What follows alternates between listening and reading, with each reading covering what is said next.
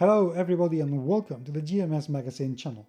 I am Paco Garcia, your host, and this is the RPG Interview Room, the show in which I am lucky enough to get together with people from the world of role-playing games and talk to them about their projects, their work, their life, their games. If you are watching the video rather than listening to the podcast, please know that this show is also in podcast format so you can take it on the go. And if you're listening to the podcast, also please know that you can head on to our YouTube channel and watch this show in video so you can actually see people's faces and see who is behind your games. Please remember to subscribe either way, and if you can, please support us in our Patreon. You can find all the information in the show notes. I have been a long-term fan of Legendary Games because they produce some absolutely fantastic work, and they keep making things harder for themselves without losing any quality. And that is what's happening now with their Aegis Kickstarter campaign, because they have already funded a 600 pages adventure. I mean, this is mammoth. 6 adventures by 6 authors all together to make a tome that you could probably kill a human being with. This is huge. But to make matters even better, they are releasing it for Pathfinder 1, Pathfinder 2, and 5th edition rules. So I needed to find out how on earth they are managing to do that. So I got together with them. I'm not going to keep rambling about it. I'm just going to let the show begin. Hope you enjoy it. Hello, guys. Welcome to the show. Jason, hi. Very nice to actually see you, because the last few times I've interviewed you, it's always been on audio. I don't think I've ever done a video interview with you, right? I don't think so. I think we've always done the audio thing. So, hi, everybody. We've leveled up. Mm-hmm. Hurrah. Thomas and Greg, welcome. I have never had the pleasure of talking to you, because I'm sure it's going to be. Welcome to the show. Thank you. Thank you for having me. And Tom. Yeah, and Tom.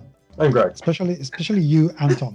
But, right. Okay, because I haven't had either of you on the show, I know that Jason can answer questions, but maybe he's forgotten how to do it. So we're going to do exactly the same thing that I always do with everybody who comes to the show. And I'm going to ask you 5 questions to make sure that A, you can answer them, and B, this will help profilers to know the kind of people you are.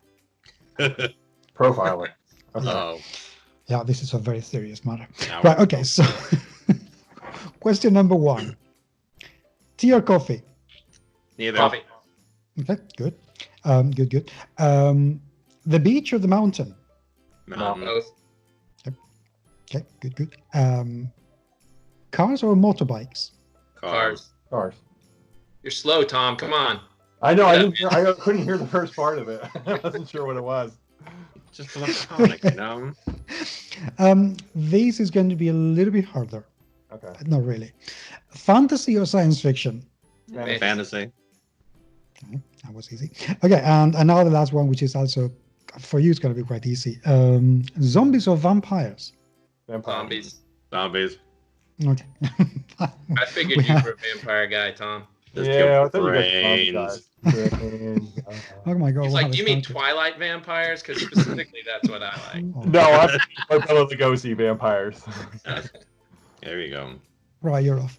No, okay. Right, okay. Well, I have the 3 of you here, which is a first, because I have had up to 2 people in an interview today. But quite frankly, if Rachel asks anything of me, she gets anything of me. So we were going to have, how many of you were there going to be? 7? So it was a bunch. Wow. It was going to be like a party. But Skype would not allow it. So it's just the most illustrious ones who managed. I'll save that one. We got to look for a Right, but- trophy around here to bust up. Right, we're going to talk about your Kickstarter project, which it's gone to an absolutely fantastic start. Because it's been for just a few days, and you have already smashed some stretch goals. We Like, are $81 away from our 9th stretch goal. yeah, which, Jason, is not the first time you actually do this. You tend to do very well in these Kickstarters. Why do you think that is? Learning horribly painful, bitter lessons from past Kickstarters. That helps a lot. But no, seriously, in learning what works and what doesn't, learning, what audiences like and what they don't, offering things that are simple and to the point. We have run into some trouble in the past with Kickstarters that where the pledge levels were a little too complex, a little too confusing. The more straightforward you can go, the better. Having stretch goals that are clearly defined, having a project that is clearly defined. Some Kickstarters sort of run themselves into trouble with this incredible sprawl where they're trying to do so many possible things. And really, the Aegis of Empires Kickstarter is the example of that, of not going that way, of saying, look, this is what the project is. We're not offering plushies and t-shirts and giant vinyl mats and flying to your house. I mean, those things are all awesome and cool, but they're getting away from the point. This is just an awesome 600-page adventure saga for D&D 5e, for Pathfinder 1st Edition, for Pathfinder 2nd Edition. You want it? Awesome. Come and get it. And that's the project.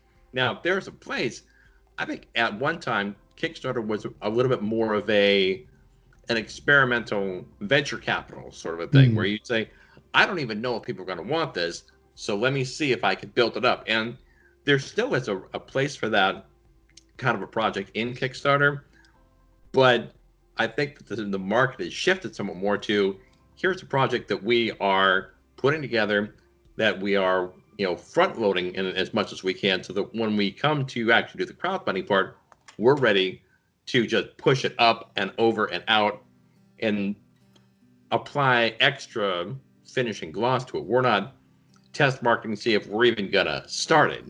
So I think there is room for both kinds of projects, but I think that you're setting yourself up for more success the more that you can get done ahead of time. And we've been working on this project.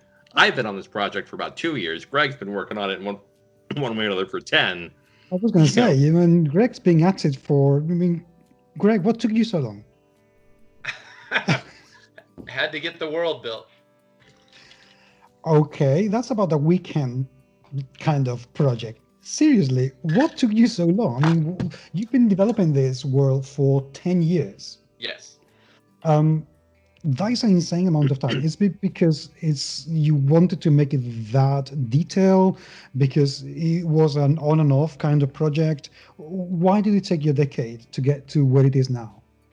That's a good question. So this project, I originally pitched to Paizo Publishing for Dungeon Magazine back in 2007 as a Greyhawk adventure path concept. And then that was right about the time that Paizo lost their Dungeons and Dragons license and they couldn't use Greyhawk anymore. So it just got shelved and I didn't have anything I could do with it. But then I co-founded Frog God Games, and we started building the Lost Lands world setting out of all of the old Necromancer games adventures, which we had bought Necromancer. Mm-hmm. And then out of all the new Frog God Games stuff that Tom has worked extensively with too. And as I was building this world and I could basically build it how I wanted, I was like, oh, wait, I can make this a world that will support that adventure path, Aegis of Empires. And it required extensive rewrite because I had to take all the Greyhawk lore out. Mm-hmm. And there are still semblances in there where you can see, if you're deep into Greyhawk lore, you go, oh, I can see how this might have been a Greyhawk thing. But the plots are all changed and everything like that. So I had to build this world as I was building the adventure path. And quite honestly, there was so much writing going on in building the Lost Lands and all the Frog God stuff, plus keeping up with Paizo stuff. I just didn't have time to dedicate to this. This was way down my list of stuff to do. And we finally got there. So, yeah. No, that's very good. Tom, what have you done? Because I know that Greg's built the world. What have you done for this project? Yeah, what have you done? I've done nothing. I don't know why I'm. You showed up for the video. I Come showed on. up for the video. They just said, "Want to be on video?" I'm like, "Okay." He apparently No, actually, drinks Greg tea. came to me when I was when he was still Frog God, and I had this project, and it was a 6-part adventure, and sent this like 40-page outline. I remember looking at, and I'm like, "Holy crap!" Because I don't use outlines. I'm a terrible outline, and I'm terribly disorganized, but I can just like pull things together. So he says, "Do you want to write one of these adventures?" And I'm like, "Okay." So he says, "Which one do you want to do?" And I'm looking through it, and I'm like, "Wow, I see a lot of things that I did that were from one of the books that Greg pulled out." I'm like, "Well, that would make sense that I wrote that one because it's a lot of my own stuff." So I ended up writing the 5th adventure in the Path, which I believe, if I remember the outline correctly, was that it was kind of the climax, but not the climax. Sort of, kind of. It's a sub-climax. It's a sub-climax. So had a lot of common themes in it that I remembered, and I had a great outline. I mean, Greg's outline was like, holy smokes, this is really like very, very detailed and very organized, but I still got to put a lot of my own little touches to it. So it involves a lot of little bit of puzzles and riddles and all that kind of stuff. So it's cool. Tom had written some of the sort of terrain-focused books for Frog God and what Fields of Doom and Mountains. How many of those did you end up writing? 5, but only 4 got published. 1 didn't. Yeah, Icebound got dropped at the last minute. Just didn't make the cut, I guess. It was a good book too. I've seen the original stuff of it. It was really good. But yeah, okay. Tom brings up a great point because the 5th adventure is this huge wilderness journey across this big old arid plain, and Tom had written a book called Fields of Blood, which covers plains not like PLAINS, not PLANES, like Great Plains types adventures. And he's like, maybe I should do this one. And I'm like, oh yeah, in hindsight, I did like pull half of the stuff out of the book you wrote to plot out this adventure. So yeah, it seemed like a good fit. That was really dumb of me to not realize to begin with. Okay, and there have been several authors involved in this project. I mean, we're talking about 6 adventures, 100 pages each. No. I wouldn't say there are 100 pages each. I'd say some are like 60 to 80 pages, and others are like 500 pages. No, I mean Tom's adventure is the longest. I think it landed around 160, 170, something like that. So the adventures vary a bit in length. It's not quite a uniform, regular thing. But that's the beauty of having your own publishing company. You can make whatever length you want. And as this thing is coming together, it will be released both as individual adventures and, of course, as a full compilation of all of the adventures and the appendices and the world material. There's a player's guide that goes along with it. So all of those things, you won't necessarily have a uniform price point for them because some of them be twice the length of the others, but all of them are packed full of some very cool stuff. But I think Paco was asking Greg about some of the other people that were working on the project. You want to introduce the rogues gallery involved there? Yes, yeah. So the first adventure, now my mind is blank. It's called The Book in the Old House, and it's by Alistair J. Rigg, who has written a ton of stuff for Paizo. He's written a lot of stuff for Jason at Legendary Games. The second adventure is called The Eben Soul, and it's by Dr. Jeffrey Swank, who has written quite a bit of stuff for Paizo. He's been an RPG Superstar finalist for Paizo. He wrote for Frog God some. Has he done any work for you before, Jason? I don't think so. I think this is his first thing. The third adventure, When Comes the Moon, is by Matthew Goodall, who lives in New Zealand. He's written a lot of stuff for Paizo. He's written a lot of stuff for Legendary Games. He was also an RPG Superstar winner. Oh, was he? Oh, I didn't. He was. I believe year 3, year 4, something like that. Okay. Then the fourth adventure is by Stephen Helt of Four Horsemen Games, who has also done work for Legendary Games, has done work for Paizo, was also an RPG Superstar winner. He was one of the first ones, wasn't he? No, he was about maybe 5 or 6. He was after that. Oh, okay. So I don't know anything about RPG Superstar winners, apparently. Then the fifth was Tom Knaus, who has written a lot for Frog God. Who else have you written for, Tom? I know we took up a lot of your time at Frog God. Kobold sometimes. I do some stuff for them too. Mhm. Okay. Plus, like you said, 5 full hardback books for Frog God Games just for the environmental series. And now Legendary Games with this one. And then for the 6th one, I got Anthony Pryor, who has done a lot of work for Paizo over the years. And gosh, I can't even name all the companies he's worked for, but he was working for Wizards of the Coast back in the day. Was he with TSR even before the buyout? I can't remember, but it would have been close to that because he was definitely on early 3rd edition stuff. Mm-hmm. So yeah, he's probably the most veteran of everybody involved. So this is a question. I mean, either you, Greg, or Tom could answer this because you've worked with this in your world, Greg, quite closely. But how did you guys manage to make sure that everybody who was writing the adventure kept some sort of consistency with the world and didn't go haywire with wacky ideas or bringing canon that wasn't meant to be there, or actually bringing canon that you decided to include? How did you work that one out? Sure. Well, Tom might have mentioned the 40-page outline that I gave them to work from, which I think did a lot of it. And to be quite honest, even though these guys are the headliners of the books, they're the authors, I wrote quite a bit in most of them as well, filling out for the very thing you're talking about. It would have been another 5 years if I was going to write all 6 of these adventures myself. So I turned to 6 really great writers who I would love to have involved in the product, and they turned over great products, but then to tie them in more firmly, because these books are ridiculously like footnoted to. Yes, they are. So even though this is Frog God Games game world, they allowed me to go ahead and finish this adventure path in it through Legendary. And so to do that, I just did citations throughout it. And I cite back to Necromancer Games books that are close to 20 years old, like page number citations, stuff like that, where this concept came from, just further tying it all together, which is what I had been doing for the last 10 years. So I added a lot of that element to the awesome adventures that they wrote for me to kind of cement it in there.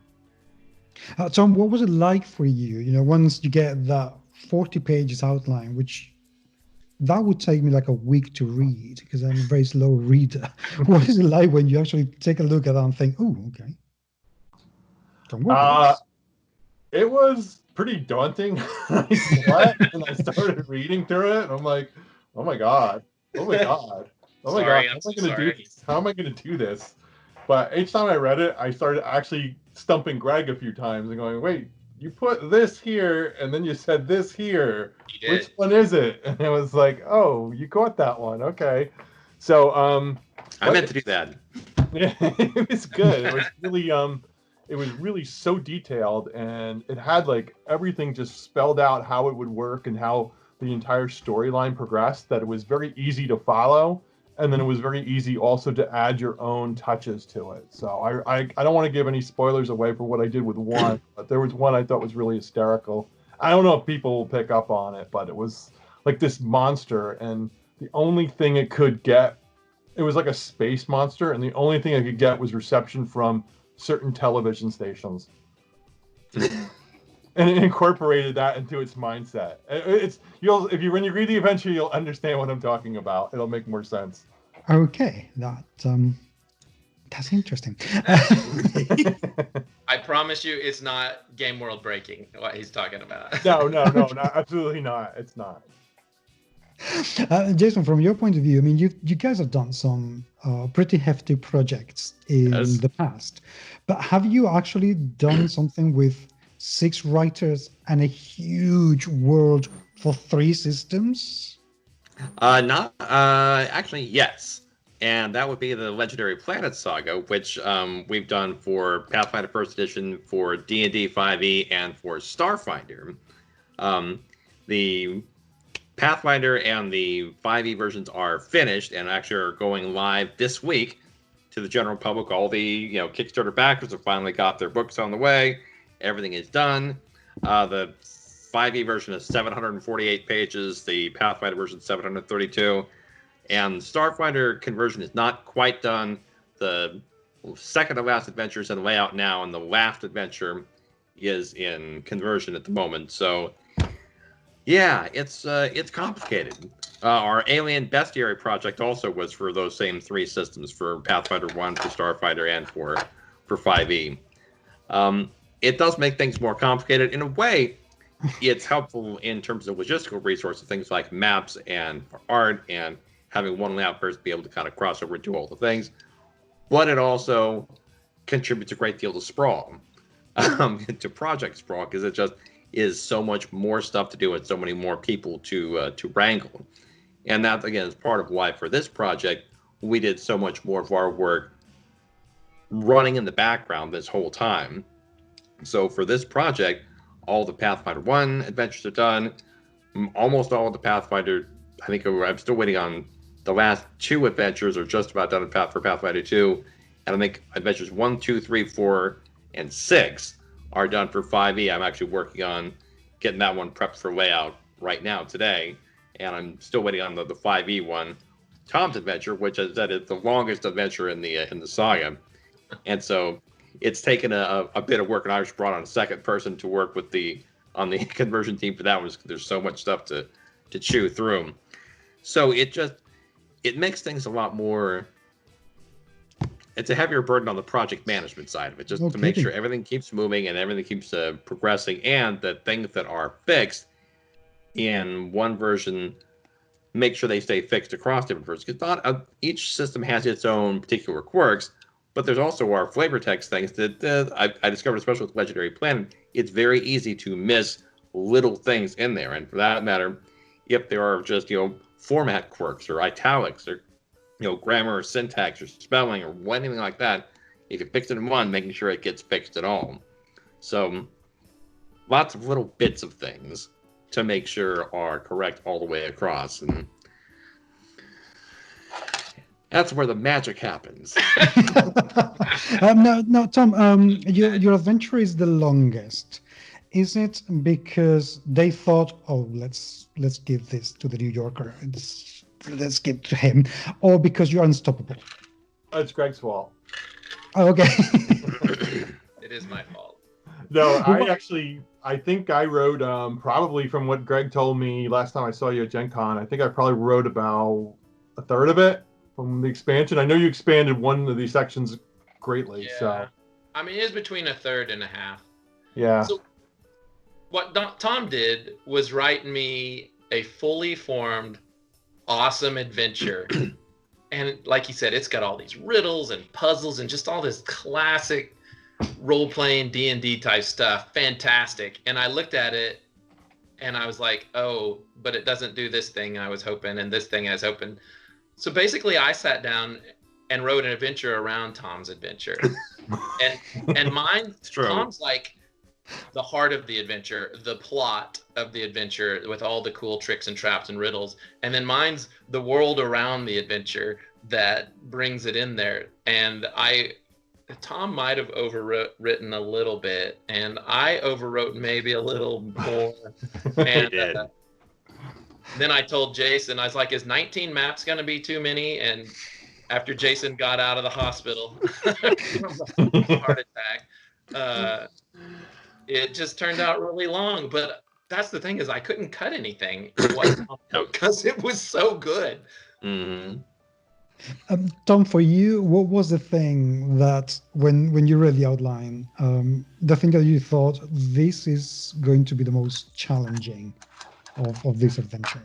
Ooh, the part that Greg expanded greatly, because I had like a 40,000 word, I think it was actually 35,000 word limit. And I think I crept up to like 38, 37 and change. And I'm like, oh, I'd really like to expand this. I'm going to have to really contract this section, because there's no way I can get all of these plot points into place and expand upon this one area. So cutting is often much more difficult than expanding, because you Yep. can expand limitlessly, Yeah. but cutting you can only do so much until you lose absolutely, until you read it and it makes no sense anymore, and it's just, you know. So that was the trickiest part, was the main area where you, after this long journey you get to, and now you're at like the climax or close to the climax of the adventure, and I had to contract it a lot. And that was the trickiest part, to contract it and still have it keep the feel that Greg intended and still advance the plot point so that you understand what's going on. You can progress, but what Greg did was expand that part and made it really what it really deserved to be, Jason, even though I see you cringing at that thought. That's why it's 90,000 words now. Ish. Yeah. Yeah, I might have underestimated what the word count needed to be for what I was trying to accomplish with this adventure. And like I said, Tom showed excellent writing discipline, and then I just threw it all out the window and barfed as many words on it again to make it the beautiful, glorious adventure that it is now. Mm-hmm. How do you manage to keep 6 writers in check and make sure that they don't, that the whole thing retains some sort of stylistic consistency? Because it feels like it's very much a art direction job, than anything else. How do you do that? I mean, that happens in development a great deal. I mean, there's a lot of rewriting that occurs where you're basically just writing the same thing in a different way. Mm-hmm. You read what they're trying to say, and then you just change the format to fit so it'll flow with the rest. With some of them, and this was not the case with Tom, some of them you get into lots of email arguments because these are, I didn't go hire 6 guys that didn't know what they were doing. These are guys with ideas, and they're great ideas, and they want to do this and that. And sometimes the idea is bigger than what the adventure they've signed on for will allow. So there's some of that happens. And then it's just all at the end of the day, making it fit together. And that's why you hire great writers, because great writers write great stuff. And if you've got to massage it a little bit, it works still. Mm-hmm. It doesn't fall apart. Much to my shame, I still haven't asked, which I should have started with, on what the hell is the adventure all about? That's a great question. So it's partly it's so the Lost Lands, we got to start at the Lost Lands, the game world. So Necromancer Games started publishing all these adventures back in 2000, and they would just let the writers do what they wanted. They're like, hey, write us some classic old school adventures for the new edition of the rules. And they published, I don't know, like 75 adventures that way. And then Frog God came along, and we started writing really big adventures, like the Slumbering Tsar Saga, which was a 1,000-page adventure by itself that I wrote. Yeah, now this is all starting to make sense now that I'm talking. Can see a trend. And but also, like I said, we bought Necromancer Games, and so then I was trying to incorporate all these places that had been brought up. And there was all these mentions that keep occurring over and over again that had never been visited. So my goal of this path, not only to get to finally do those adventures I had been wanting to do all this time, but was to bring into focus places that people have been hearing about for years. Like literally some of those places you hear about in 2000 in the very early Necromancer Games adventures, but they've just never been visited in a product. And so the game world came out, which is, I think it's shipping now based on the emails I'm getting from the Kickstarter for World of the Lost Lands. And so this is a chance to highlight some of those places for the first time. This will be the first official adventure path that fully takes place in a Lost Lands context. And so it brings out some of these neat places that you've wanted to see. And also at its heart, it's a horror adventure anthology. And each adventure takes on horror in really kind of a different way. It's like if you were going to do an anthology and you decided to put in stories by H.P. Lovecraft and by Stephen King and by Dean Koontz, and you just got all these very different style of horror writers. And so the fourth and the fifth ones are fairly similar because those link directly together. That's the sub-climax that Tom completed. But all of them just tackle these horror themes in very different ways. And so that was also what it was about. So it's a world building, it's a tour, it's a love letter, and it's 6 kind of gross horror adventures. Okay. All of that.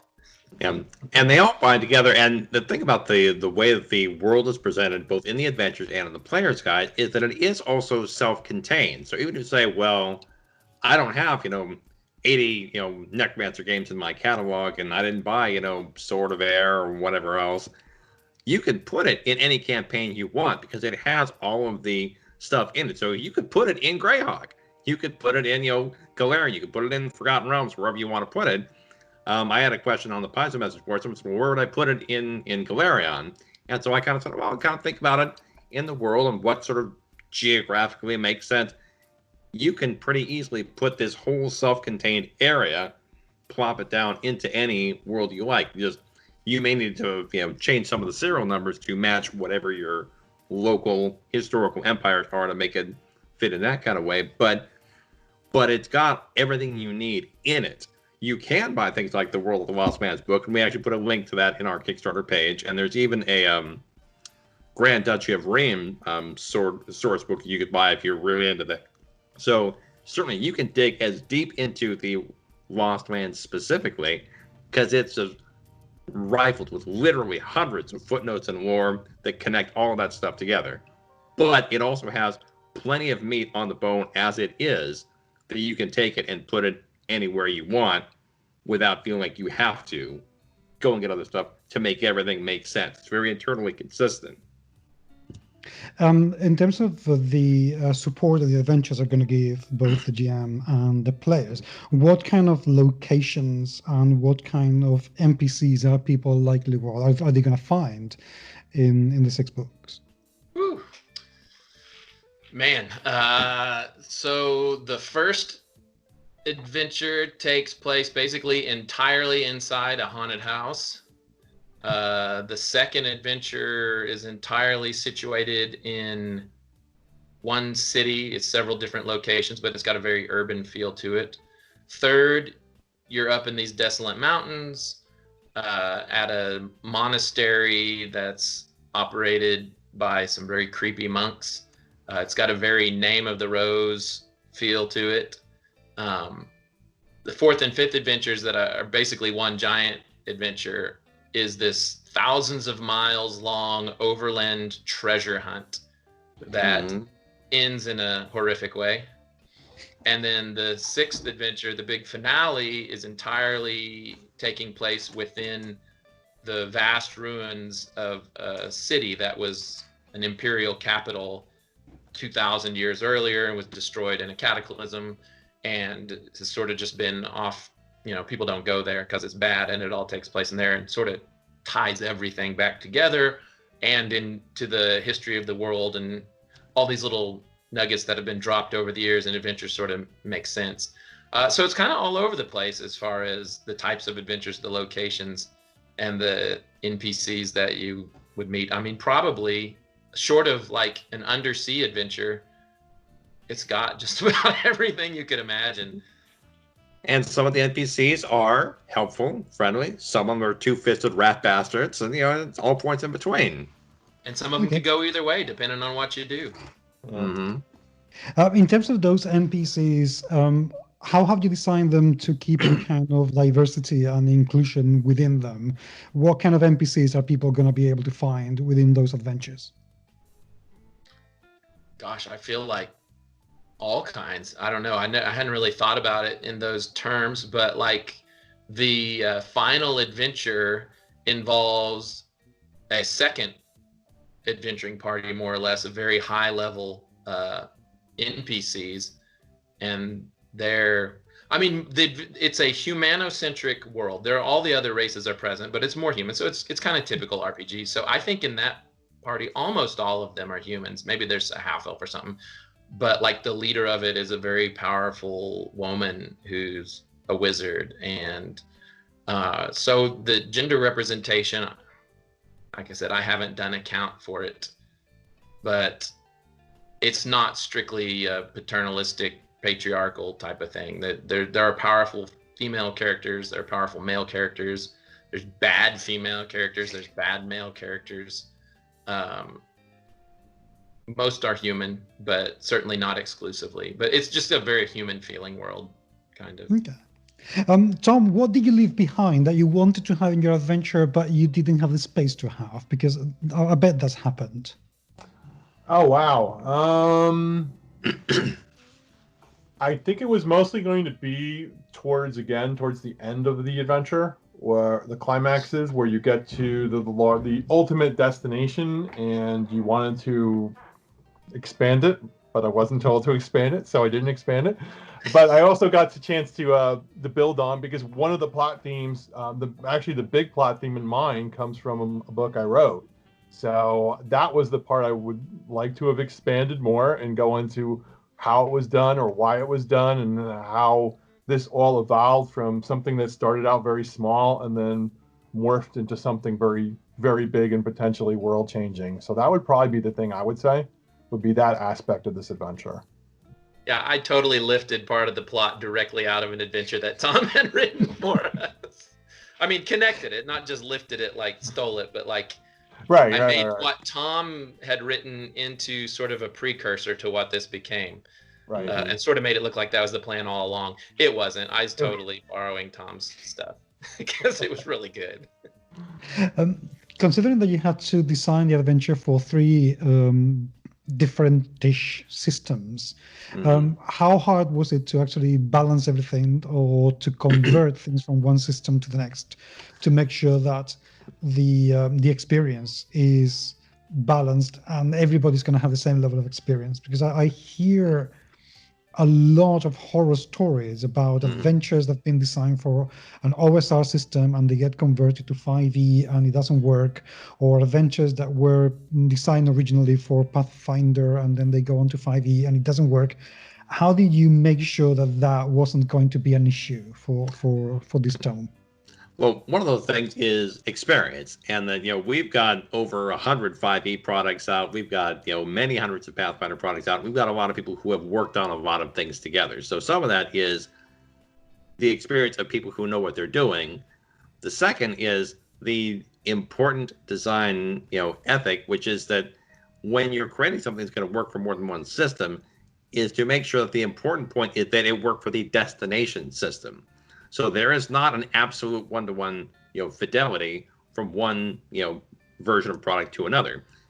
You make things have to make sense where they land, not where they start. And so if you look through the book, and you go to, certain rooms, whatever, encounters may be rebalanced or retailored so that they fit with both the underlying math assumptions, the underlying sort of philosophical, structural assumptions, and of course, with the actual numbers of the rules. Because those are all very different between Pathfinder 1 and Pathfinder 2 and 5e. And so you have to do a lot of work. And that comes with both the development team, that comes also with me kind of going back and cross-checking things. And it comes with just being able to do a fine look through all of these things to make sure it all makes sense for the system where it's going to land. Now, there is a certain degree to which adventures are adventures. But the way that they flow is different. The way that you heal and recover from damage is different in different systems. The way that sort of the assumptions of how much time things take is different in each system. So we've had experience not just with our own products. We also did the massive Kingmaker Adventure Path conversion project from both for Paizo, a legendary game did for going from Pathfinder 1 to Pathfinder 2 and cross-converting a lot of stuff for 5e as well. So it's a sort of thing that we have developed an expertise at, and we think that we do a really good job at, and we spend a lot of work and a lot of time on doing it. So no one's going to claim that everything will always be exactly note perfect, but to the extent that it's possible to develop and implement expertise, that's something we put a lot of time and effort and into, and then I think we did a really good job at. So the key things are mostly really work at it, really understand the systems you're coming from and you're going to, and make sure that for each version that it really fits with where you're going to be.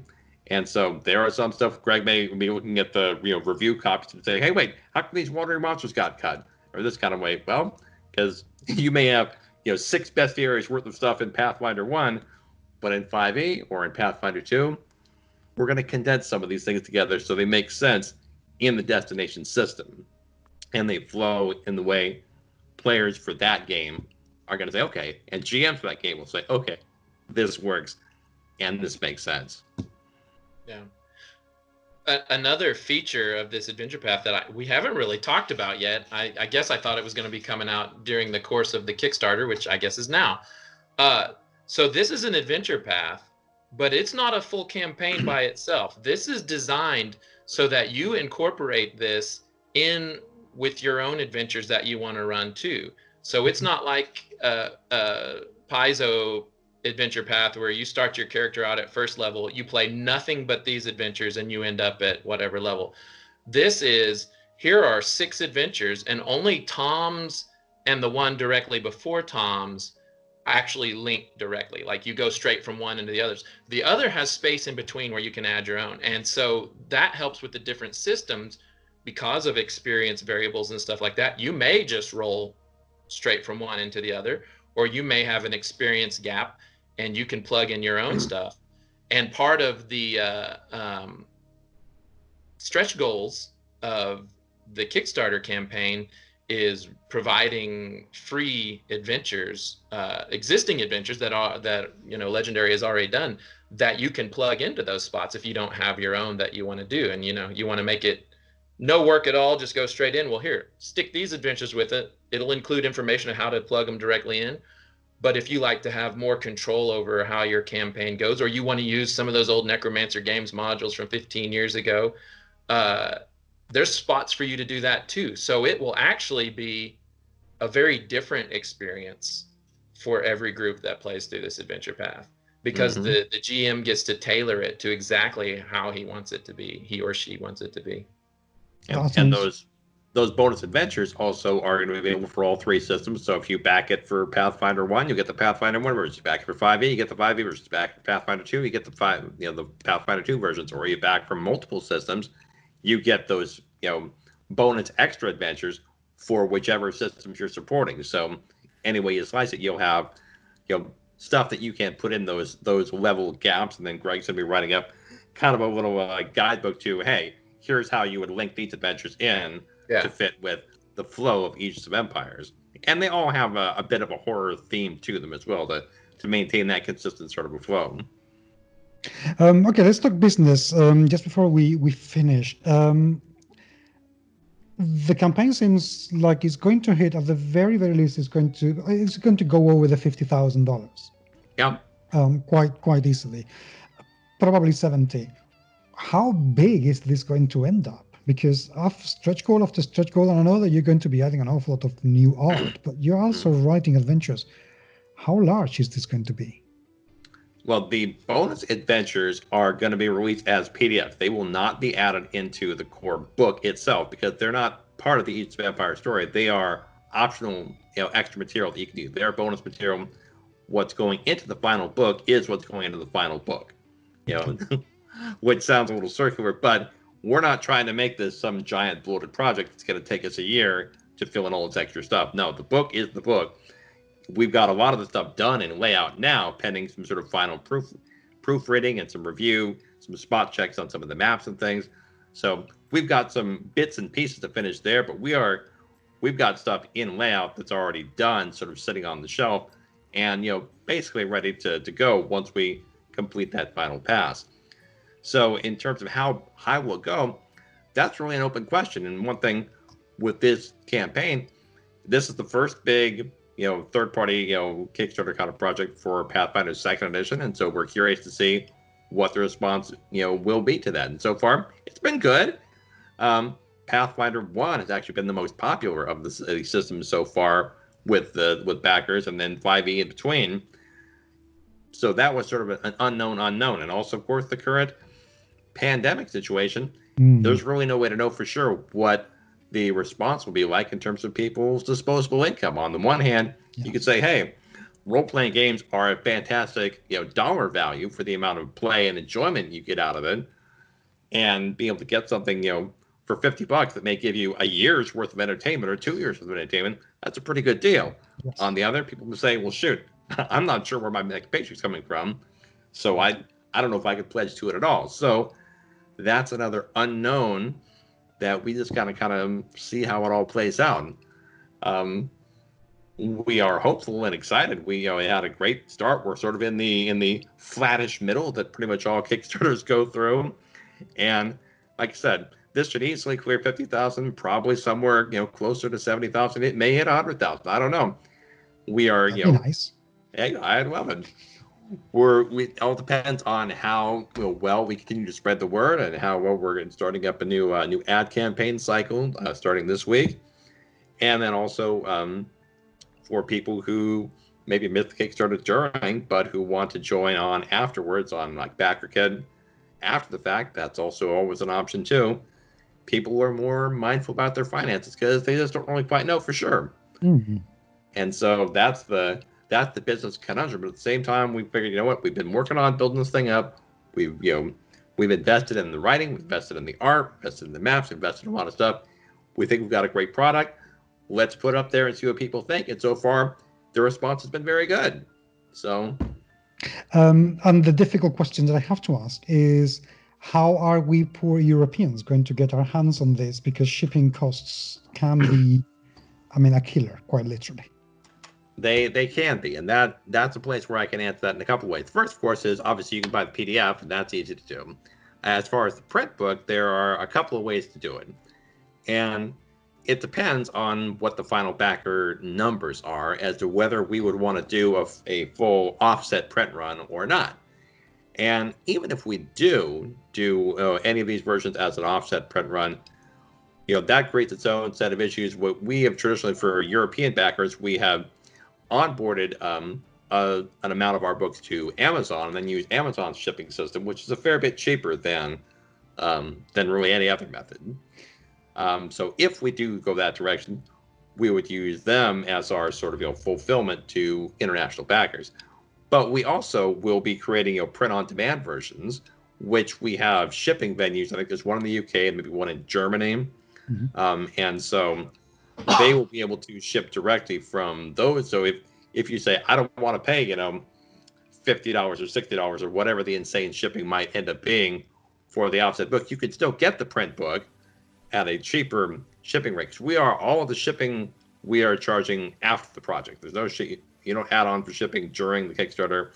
We'll be sending that out and billing that through BackerKit. So you decide, what, I'd rather pay, I think Spain shipping for a book this size, for instance, would be probably around $20 for a print-on-demand version of the book. So if you say, I'd rather pay $20, get the print-on-demand, then we could do it that way and send you a book from, an in-Europe shipper as is.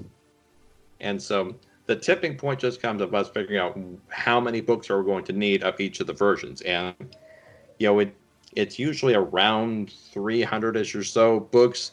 Once you get much past there, then it financially makes a lot more sense to buy a full print run of 1,000 of them rather than just buying them one at a time, just based on the economics of it. But so those would be some of our options. Is that we do fulfill through Amazon, and that helps a lot with shipping of a traditional offset book. But we also will offer print-on-demand options and the print-on-demand books have gotten so much better over the last couple of years. Yes. That we're much happier offering that as an option. Once upon a time, they were not great, but now they really have come up a lot, and they're offering a very solid product. So that'll be an option that each backer can make for themselves as to whether they would, how they want to do it. Good. All right. Okay. To wrap it up, Tom, yes. Give me your completely unbiased reason why people should buy this. You should buy this because this builds upon one of the best, if not the best, campaign setting ever created. The Lost Lands is amazing. I worked on the book, The World of the Lost Lands. So I have that feel, and I have the feel from writing this adventure. And if you're looking for a world that's really rich and deep and feels to me organic, because some of them don't. Some of them feel just very cookie cutter and thrown together because, well, we need this area here and we need this type of style here and we need this type of place there.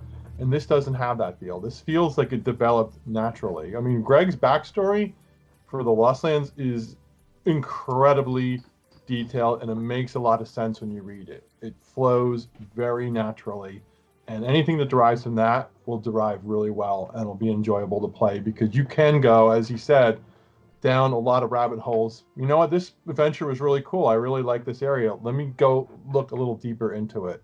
Oh, wow, there's another product I can use, or there's another product, or there's something similar I can do for that. So it's really, to me, it feels like a launching point into the Lost Lands if that's where you want to go. Greg, how do you feel about that? Oh, thank you, Tom. Getting a little misty here. I agree with what he's saying. I think it's funny that he mentioned the world history, the backstory of it, because so much of that stuff has been under wraps literally for like 10 years. We would just give little peeks to it until now. I guess it's going to be in the World of the Lost Lands book. So yeah, you get to see the organic development of it. As for why I think you should get it, in addition to the reasons that Tom says, it's just some really cool adventures. I'm an old school gamer. I started like 79. So, you know, I was playing all the old Gary Gygax modules and the Dave Arneson stuff and all that. And there's just a feel about it. And there's nothing wrong with new adventures. In fact, production values and the writing, honestly, has improved a lot over the decades. But the goal was to really kind of capture that and also invest it with some horror themes, which I know horror themes have been done before very well. So it's not like we're reinventing the wheel. But I feel like we made use of these tools that have developed over the last 40 years really well. And it's just going to be fun to play. I've run a few of them at cons just as sort of introductory games to it. Man, I have so much fun running those games at cons because the adventures are just so cool. Right, okay. To wrap it up, now I usually have 3 questions for my guests, but we're going on to 50 minutes now. So I'm going to ask you a question each. Mm-hmm. And who wants to be number 1? Jason. Okay, fine. I'm number 1. Thank you for volunteering. Right, okay. What is the best advice that no one has ever given you? Oh, man.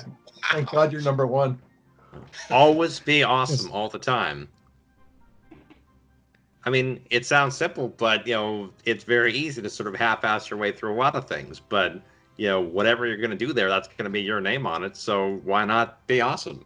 Okay. You know? No. That's a very good one. You can arm wrestle this one between the two of you. Who wants to be number 2? Greg, okay, the good. second question easier or harder than the first question? They are all of them just as weird. Okay, Greg's number 2. Good. Okay, number 2. What's the best mistake that you would like to make again? Oh, gosh. And that I would like to make again. Yeah.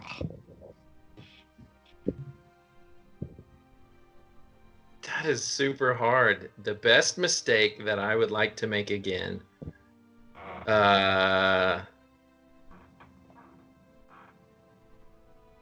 Let's do Tom's question and I'll think about this. I'm not as quick on my feet as Jason is coming up with an awesome answer. I'm trying to come up with any answer. Okay. So, Tom, okay. Imagine you have a time machine. And obviously, you're going to go back in time because the future hasn't been made yet. So you go back in time and you meet your 10-year-old self and you tell your 10-year-old self, do not do this. What is this? Do not do this. Do not go to college and get an English degree. Fair point. Okay, that makes me wonder. Why no? Why? What's wrong with an English degree? Not that I have an one, English degree. I do. I live comfortably. Let's put it that way. Okay. My brother has a finance degree. He lives comfortably here. He has a theater in his house. He has a gym in his house. His house is 5 times the size of mine. So I might want to follow down his career path more so than mine. Okay. So you can speak and your brother can make money. Yes, I can speak it right. He makes the money. Okay, Greg, let's go back to you. All right, back to me. I guess, so the biggest mistake that I would like to make again is when I was a kid, I got heavily involved in kind of a nerdy hobby with rolling dice and sitting at a table with a bunch of other dudes. And I guess it's sort of mainstream now, but man, when I was growing up in the 80s, it was not. You went to hide in the basement to play some D&D. And I loved it so much that I kept doing it. And I'm sure it definitely hurt me socially over the years. Dating wise, whatever. But yeah, I mean, I would make that mistake again because it's been wonderful. I mean, here we are. I'm having a Skype conversation with 3 guys all over the world at the same time, and I'm just having a blast. So I think that would be it. Good. That's a fantastic answer. Humans, thank you very, very much for being with me today, and congratulations on the campaign, on the adventure. Thanks. I think they're worth and overdue, and I very much look forward to the next 1,000 pages that I am absolutely sure that you will be writing in the next 20 minutes or so. They're coming soon.